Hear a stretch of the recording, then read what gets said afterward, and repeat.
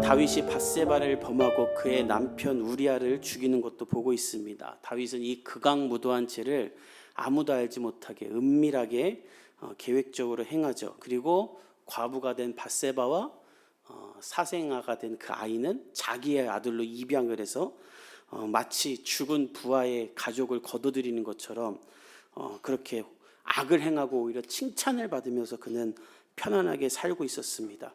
하나님이 주신 권력과 힘을 가지고 악을 위해 살고 있는 것이죠. 그렇게 모든 범죄는 감춰지고 오늘 본문은 아마 최소 1년 이상이 지난 후의 일인 것 같습니다. 왜냐하면 그 아이가 태어났기 때문에 아무도 우리아를 기억하지 못하고 평화롭게 지내던 어느 날 이 모든 것을 악하게 여기시며 기다리시던 하나님께서 다윗의 삶에 개입하기 시작합니다. 우리 1절에서 4절까지 한번 읽어봅시다. 시작. 여호와께서 나단을 다윗에게 보내시니 그가 다윗에게 가서 그에게 이르되 한 성읍에 두 사람이 있는데 한 사람은 부하고 한 사람은 가난하니 그 부한 사람은 양과 소가 심이 많으나 가난한 사람은 아무것도 없고 자기가 사서 기르는 작은 암양 새끼 한 마리뿐이라. 그 암양 새끼는 그와 그의 자식과 함께 자라며 그가 먹는 것을 먹으며 그의 잔으로 마시며 그의 품에 누움으로 그에게는 딸처럼 되었거늘 어떤 행인이 그 부자에게 오매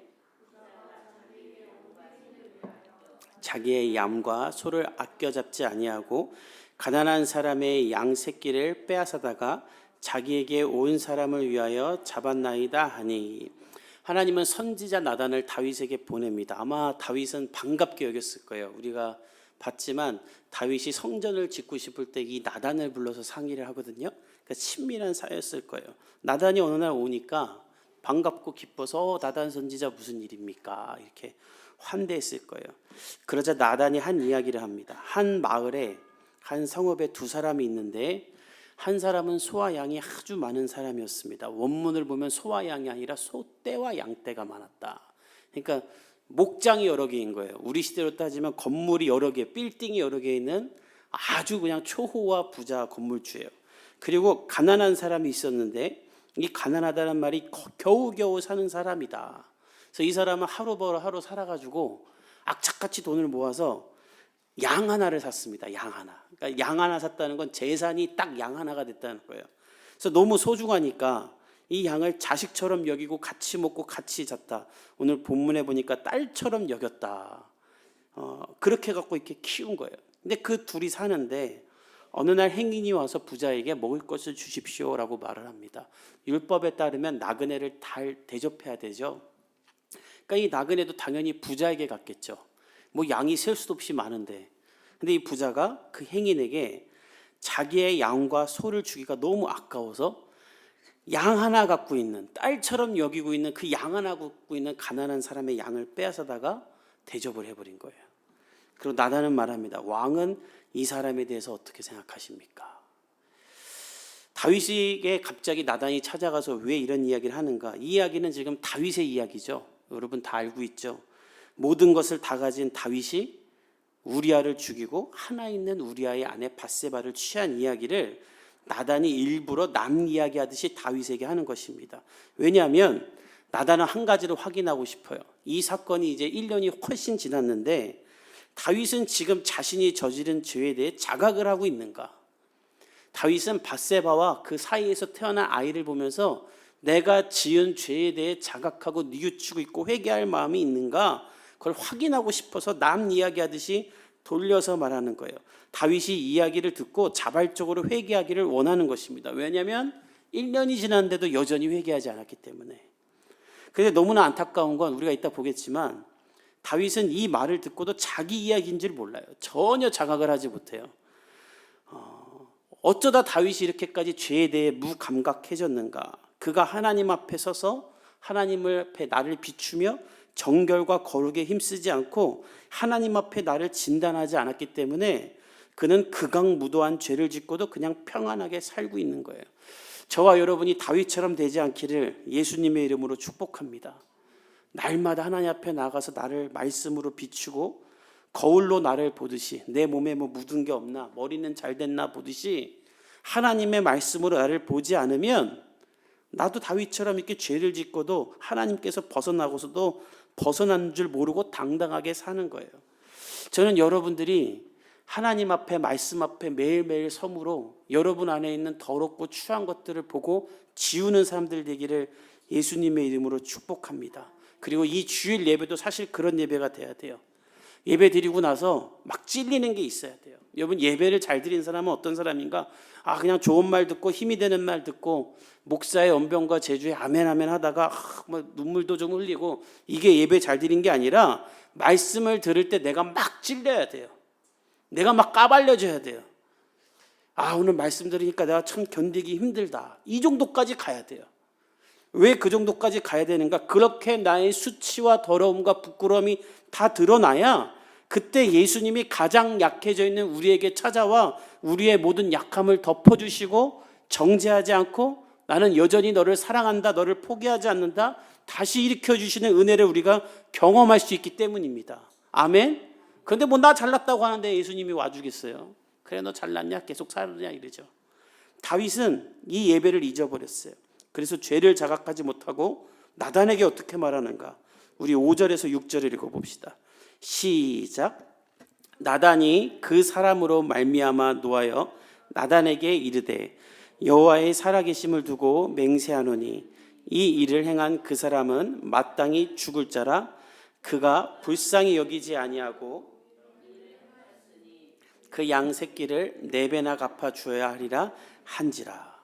다윗은 나단이 한 이야기에 그 나쁜 사람이 자기인 줄 모르고 그 사람으로 말미암아 노해요. 그리고 나단에게 말합니다. 그런 나쁜 놈이 어딨냐? 내가 여호와의 살아계심을 두고 맹세하는데 그 사람 내가 죽일 거다. 그러니까 자기가 자기 죽이겠다는 거예요. 그리고 그는 가난한 자에게 4배로 갚아줘야 할지다. 왜 4배라고 하냐면 출애굽기 22장 1절에 양을 훔친 사람은 원래 주인에게 4배로 갚으라라는 말씀이 있어요. 그러니까 다윗이 그 법을 잘 알기 때문에 하나님의 말씀대로 그렇게 하라고 말하는 거예요. 문제는 죽어야 될 대상과 4배로 갚아야 될 대상이 자기라는 것을 자각하지 못하고 있는 거예요. 그리고 더 큰 문제는 율법은 이렇게 잘 알아요. 남의 건 훔치면 4배로 갚아야 된다. 근데 정작 자기가 저지른 살인하지 말라, 간음하지 말라, 도둑질하지 말라, 거짓말하지 말라, 이웃의 것을 탐내지 말라는 10계명을 다 어긴 자기 자신은 깨닫지도 알지도 못하는 거예요. 이것이 죄인의 특징입니다. 죄 짓고도 자기 죄를 모르는 사람. 어떤 분이 그런 말 하더군요. 교도소에 가면 죄수들이 서로 물어본답니다. 새로 누가 오면 너 무슨 죄 지었냐? 그럼 저 사기쳤습니다. 그럼 막 때린대요. 이 나쁜 놈 사기쳤다고. 근데 때린 놈은 살인범이야. 그런다는 거예요. 다윗이 지금 그런 짓 하는 것이죠. 근데 안타까운 건 교회도 그래요. 설교를 하면 설교를 들으면서 내가 찔리고 내가 죄인임을 깨닫게 해야 되는데 설교 들으면서 다른 사람 떠올려요. 저 설교 우리 남편이 들어야 되는데, 저걸 김 권사가 들어야 되는데, 이럴 때만 교회 안 와갖고 저런 말씀 안 듣네 하면서 딴 사람 떠올려요. 이게 목회자들의 딜레마예요. 설교를 하고 나면 회개를 안 해도 될 것 같은 사람은 회개했다고 그러고, 회개해야 될 것 같은 사람은 자기 얘기인 줄 모르고 아멘 하다가 속 시원하다고 가요. 죄인인 줄 모르는 거죠. 사실 가정의 문제도 대부분 이겁니다. 자기가 잘못해놓고 아내한테 화내고, 자기가 잘못 알고 남편에게 화내고, 자기 자신을 모르는 거죠. 아이를 보고 저거 누구 닮아서 저러냐, 지 닮아서 그런 건데, 이게 인간의 죄성이에요. 다윗은 자신이 지은 죄를 모르고 스스로에게 사형과 형벌을 내립니다. 그러자 나단이 말합니다. 당신이 그 사람이라. 아주 대놓고 손가락질하면서 네가 그 사람이다 말을 해요. 우리 7절에서 9절까지 한번 읽어봅시다. 시작. 나단이 다윗에게 이르되 당신이 그 사람이라. 이스라엘의 하나님 여호와께서 이와 같이 이르시기를 내가 너를 이스라엘 왕으로 기름 붓기 위하여 너를 사울의 손에서 구원하고 내 주인의 집을 내게 주고 내 주인의 아내들을 내 품에 두고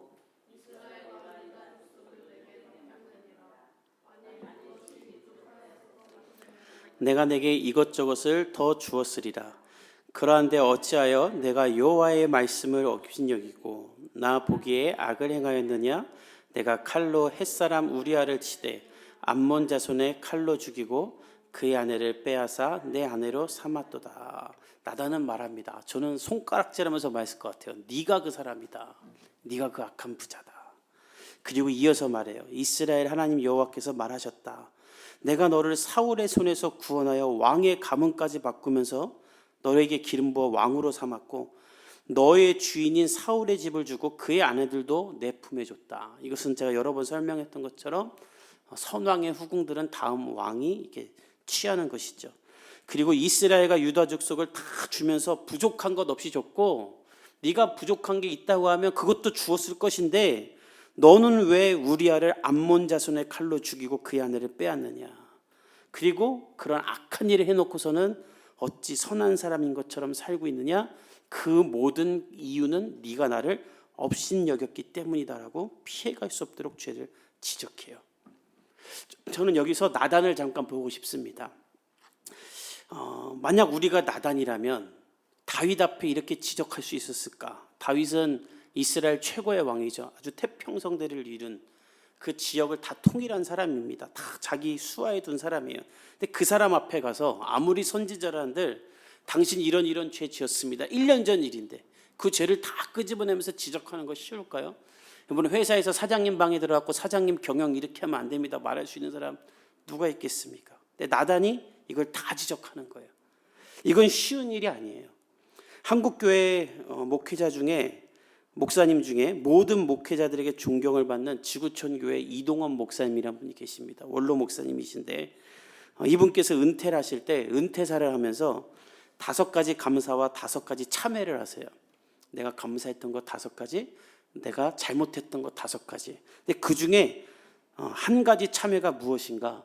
목회를 하면서 교회 안에 기득권층의 눈치를 보면서 예언자적 설교를 하지 못한 것에 대한 회개를 하겠다. 교회 기득권들, 좀 잘 사는 사람들, 부자들, 그들이 잘못할 때 그들의 죄를 지적하고 도려내고 회개하게 하는 설교를 못한 것을 내가 회개한다, 이런 말을 하고 은퇴를 하셨어요. 굳이 은퇴할 때 그런 말 안 해도 되잖아요. 근데 왜 그런 말을 하셨을까? 저는 생각해 보면 그게 아마 후배 목사들에게 하는 말이 아닐까 싶어요. 근데 저도 그것에 대해 굉장히 동감을 많이 합니다. 저는 이동원 목사님이 기득권을 가진 사람들이 두렵거나 또 그 사람들이 뭐 이렇게 화낼까봐 그런 말을 안 하셨다라고 생각하지 않아요. 다만 그냥 말하면 또 못 받아들이면 상처받으니까, 괜히 설교가 은혜가 아니라 괜히 지적만 하게 되니까 그런 게 아닐까. 저도 그래요. 저도 여러분들에게 하나님을 위해 더 이렇게 사십시오 말하고 싶지만 그런 말 안 하려고 하는 이유는 일주일 내내 다 힘들고 지치고 하는데 교회 와서 또 지옥 설교해갖고 여러분들 고개도 못 들게 하고 싶지 않아요. 사실 이 본문도 마음에 안 들어요. 다윗 이놈이 죄를 이렇게 세게 지어갖고 지금 한 달째 회개 설교만 하니까 저도 여러분들 힘나는 얘기 해주고 싶은데 계속 이렇게 이런 설교만 해야 되는 저도 힘들어요. 그러나 교회는 그렇게 사람이 좋은 이야기를 해주면 능력이 일어나지 않습니다. 그건 하나님이 기뻐하는 교회가 돼요. 하나님이 기뻐하는 교회가 되려면 이 나단처럼 죄를 지적하는 교회가 돼야 되는 줄 믿습니다. 나단이 지금 다윗의 죄를 1년이나 지난 이야기를 왜 지적하는가? 다윗을 회개시키고 다윗을 드러내고 다윗을 다시 하나님의 사람으로 만들기 위해 이 일을 하는 거예요. 하나님이 분풀이 하는 게 아니라 하나님이 기름 부은 왕 다윗, 내가 어디로 가든지 내가 너와 함께 있어 너의 모든 대적을 멸하며 너를 존귀하게 하겠다는 하나님의 약속을 지금 이 다윗에게는 하나님이 더 이상 할래야 할 수가 없는 거예요. 자기 부하 죽이고 아내 뺏는 놈한테 어떻게 축복을 해줍니까? 그리고 그걸 다 위장하고 사는데 하나님은 그래서 그것을 다 드러낸 다음에 다윗을 고치고 다윗을 회개하고 다시 다윗을 존귀한 왕으로 세우고 싶어서 나단에게 한 글자도 빼놓지 않고 그냥 꼭꼭 집어서 회개하게 하는 거예요. 저는 우리 교회가 그런 교회가 되고 여러분들도 그것을 받아들일 수 있는 성도가 되기를 예수님의 이름으로 축복합니다. 그렇게 우리가 회개하기 시작할 때 예수 그리스도의 은혜와 성령의 충만함이 임하게 돼요. 그래서 나단은 거침없이 다윗의 죄를 지적하고 더 나아가 형벌까지 내립니다. 그것이 10절과 12절에 있어요. 우리 한번 같이 읽어봅시다. 시작. 이제 내가 나를 업신여기고 햇사람 우리아의 아내를 빼앗아 내 아내로 삼았은즉 여호와께서 또 이와 같이 이르시기를 보라, 내가 너와 내 집에 재앙을 일으키고 내가 내 눈앞에서 내 아내를 빼앗아 내 이웃들에게 주리니 그 사람들이 내 아내들과 더불어 백주에 동참하리라. 너는 은밀히 행하였으나 나는 온 이스라엘 앞에서 백주의 일을 행하리라 하셨나이다 하니. 나단은 다윗의 죄를 지적한 다음에 그에 상응하는 벌을 내립니다. 10절에 보면 먼저 정확한 죄를 지적해요. 너는 나를 업신여겼다.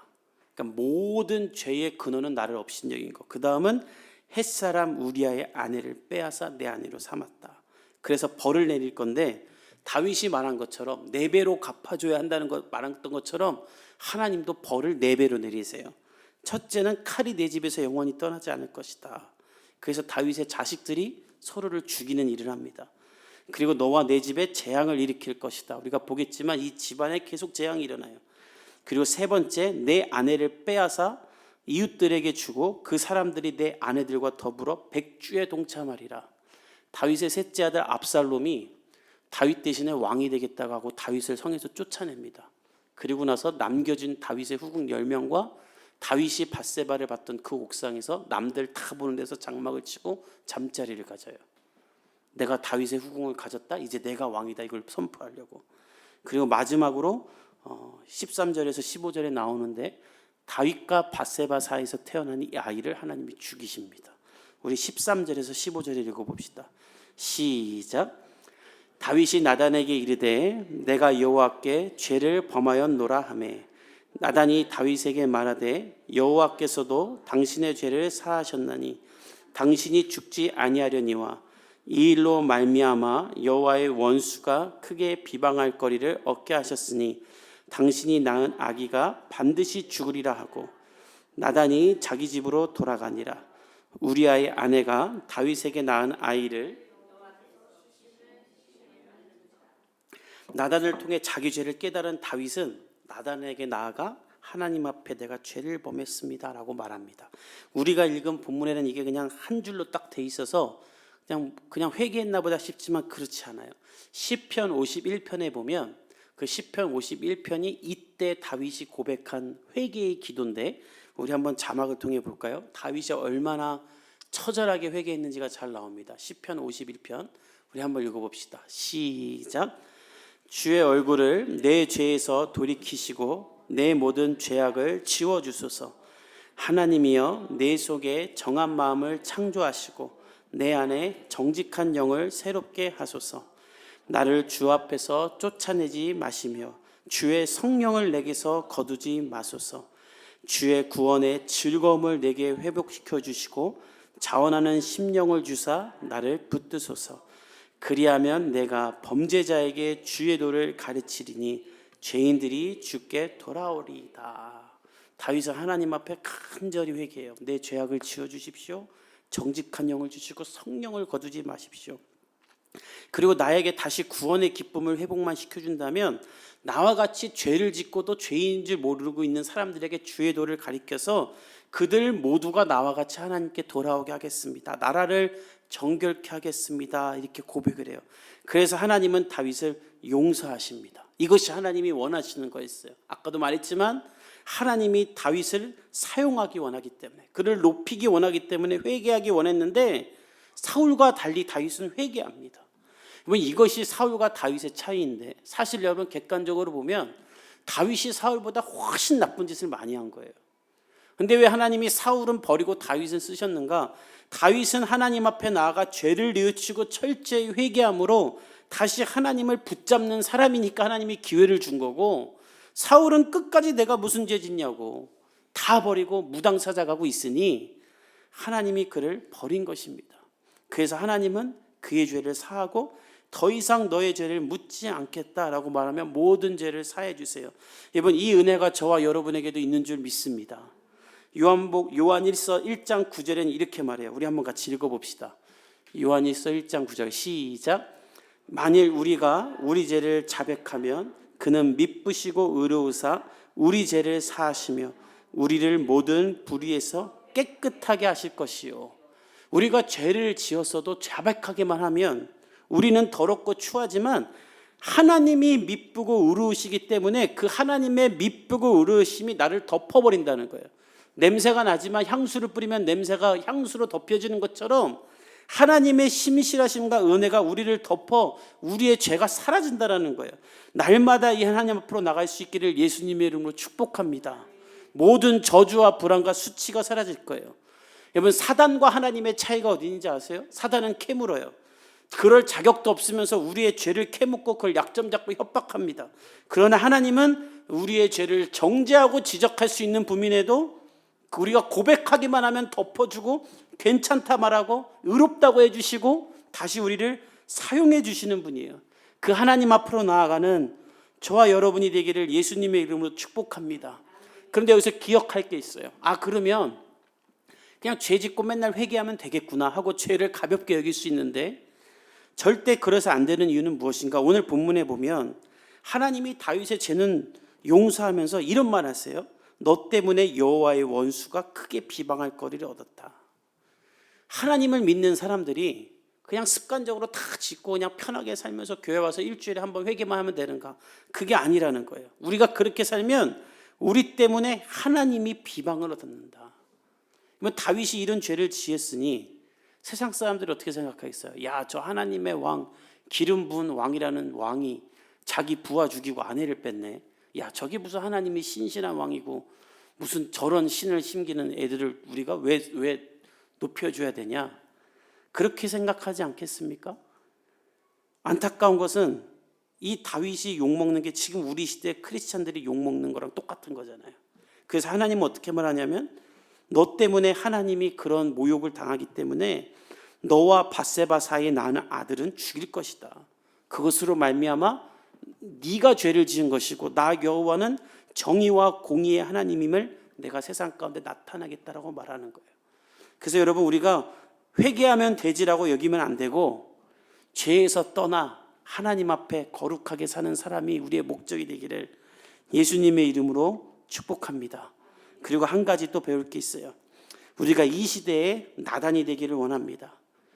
여러분 주변에 하나님을 떠난 사람이 있다면, 죄 가운데 있는 사람이 있다면 나단처럼 주저함 없이 나갈 수 있기를 예수님의 이름으로 축복합니다. 그 사람 상황이, 그 사람 마음이 지금 그럴 때가 아니라 내가 기다려줘야 돼. 그 기다리는 걸 가장 원하는 게 사단이에요. 우리가 그 기다리는 동안에 그 사람 딴 데로 빠집니다. 제가 가리키던 한 아이가 있었는데 이제는 청년이 됐죠. 드럼 전공하던 친구였는데 선생님도 제가 소개시켜주고 좋은 선생님, 학교도 갈 때 또 밥도 사주고. 근데 교회에서 어떤 안 좋은 사건이 터지면서 교회 회의를 느껴서 교회를 안 다니고 싶어 하길래 상담을 하러 왔어요. 그 교회가 문제 있는 거 가지고 네가 하나님을 떠나면 되겠냐?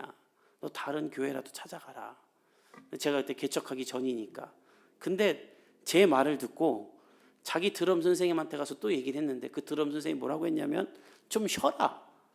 교회 좀 쉬면 되지. 그리고 회복되고 가라고 했던 거예요. 물론 그 선생님이 좋은 분이셨고 그 아이를 위해 한 말이었어요.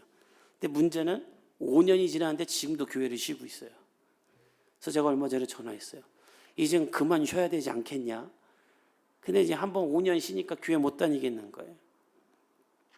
사람 생각하며 사람에게 맞춰서 하나님의 말씀을 안 전하고 왜곡해서 전하면 그 사람은 하나님을 떠나게 됩니다. 여러분 주변에 죄 가운데 있는 사람, 하나님 떠난 사람이 있다면 꼭 많이 기도하고 그 사람을 위해 기도하고 성령님께 제가 어떻게 말해야 될까요? 물어보고 여러분이 말할 바를 마땅히 전할 수 있기를 예수님의 이름으로 축복합니다.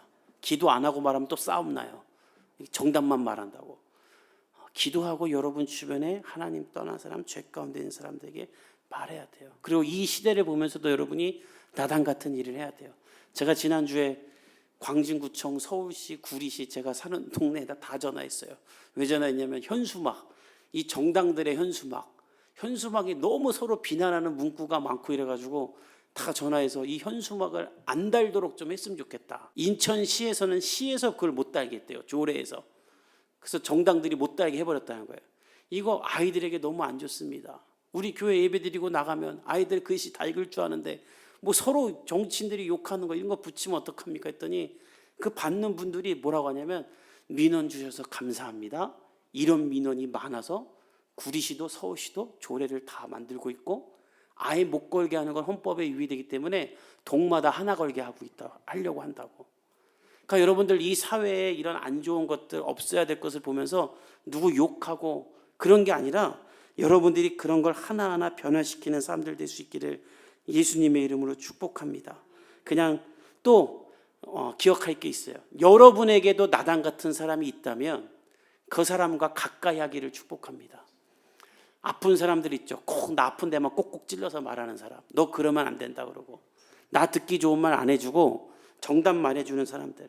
그 사람이 기도하는 사람이라면 그 사람의 말을 잘 받아들이고 하나님의 음성으로 들을 수 있길 바랍니다. 그 사람이 여러분을 지킬 거예요. 그리고 하나님의 미쁘시고 의로우심이 여러분을 덮을 줄 믿습니다. 돌아오는 한 주 하나님 앞에 다윗처럼 회개하는 하나님의 사람들이 되기를 예수님의 이름으로 축복합니다.